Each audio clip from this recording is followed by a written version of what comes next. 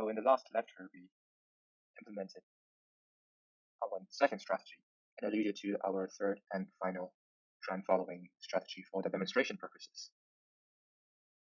In the first strategy, we looked at something that involves long and short baskets, and our forecast was just 1 or -1.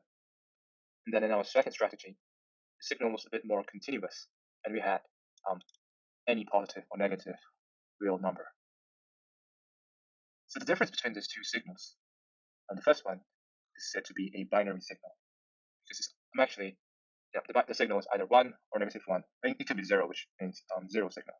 But in general, you say that the signals are digital. So digital signal means there are discrete values to a signal.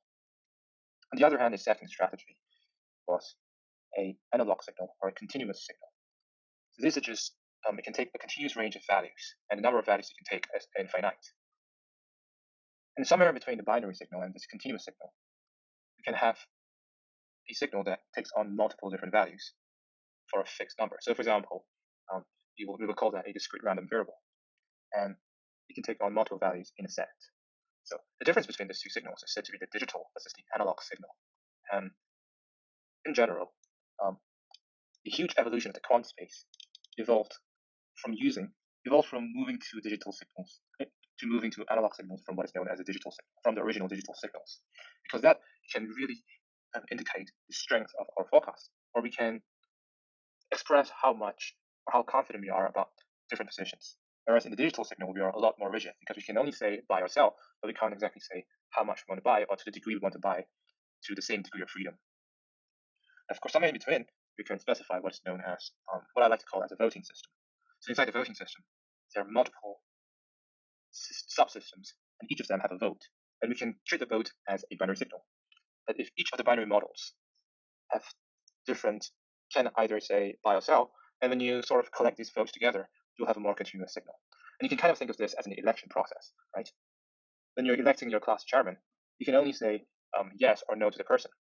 But when you bring your votes together and when you aggregate these numbers, then you can come up with more high-resolution percentage numbers about what is the candidates'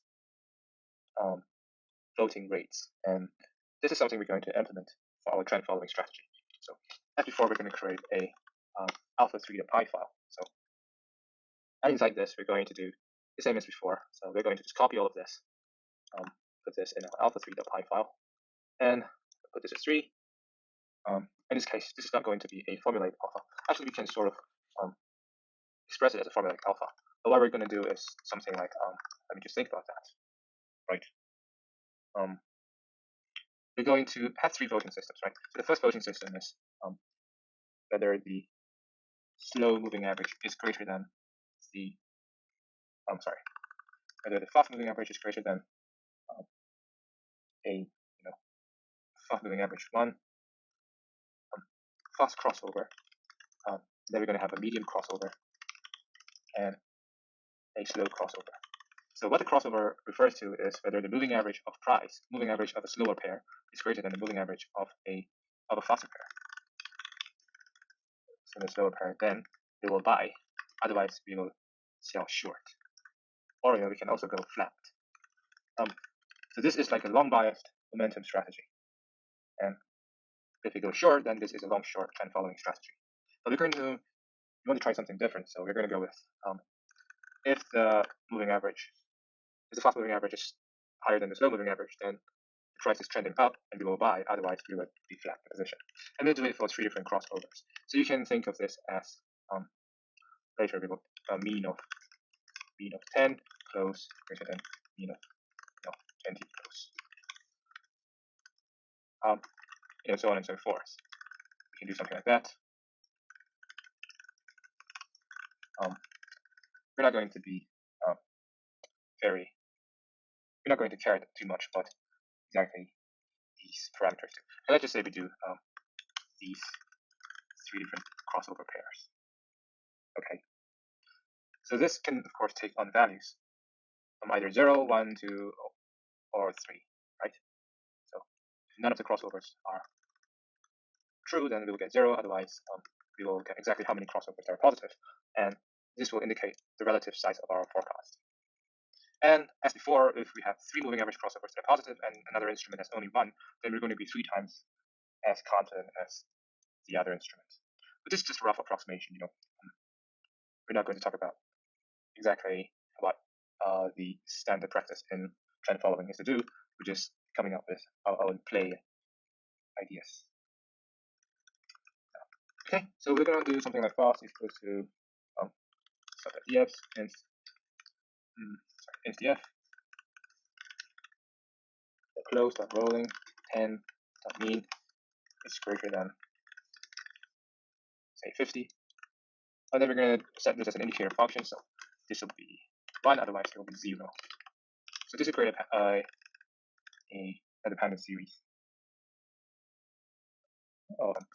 Let me just show you what this does. So, okay.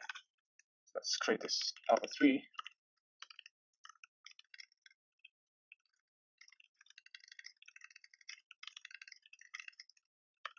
Right.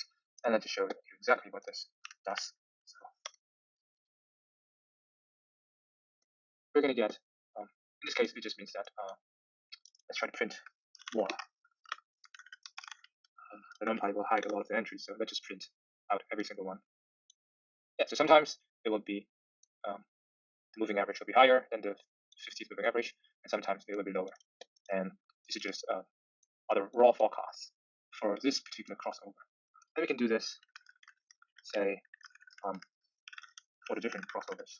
Okay, you can imagine that they will cross over at the different times because these rolling means will update at a different pace. Okay, and the alpha will be just the summation of the 3 values.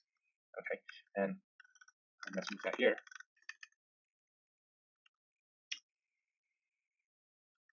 All right.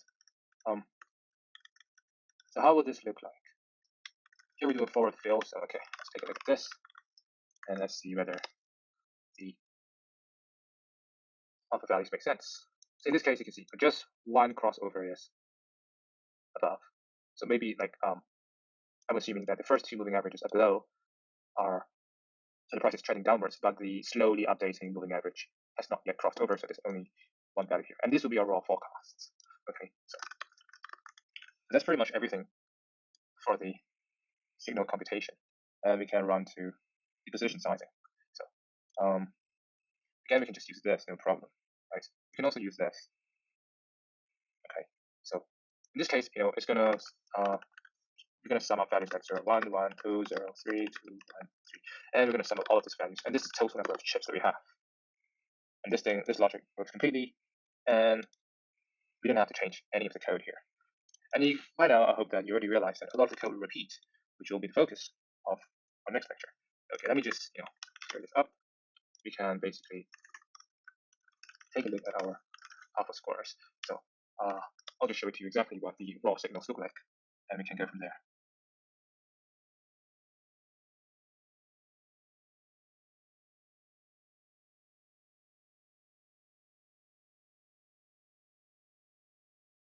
Okay, so some of these alpha scores are already out. Let's go down a little bit further.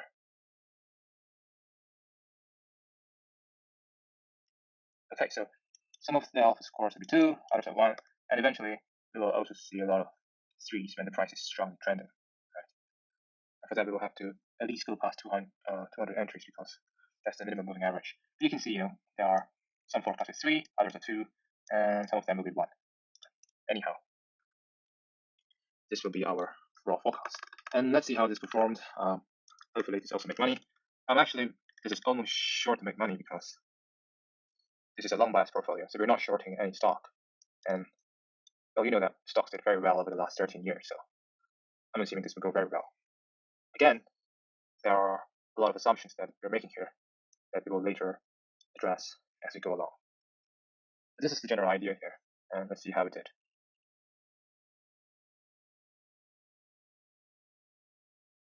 Anyway, we are running only for 20 stocks. Right? You can imagine that if we run for all 503 stocks, then it will be very slow.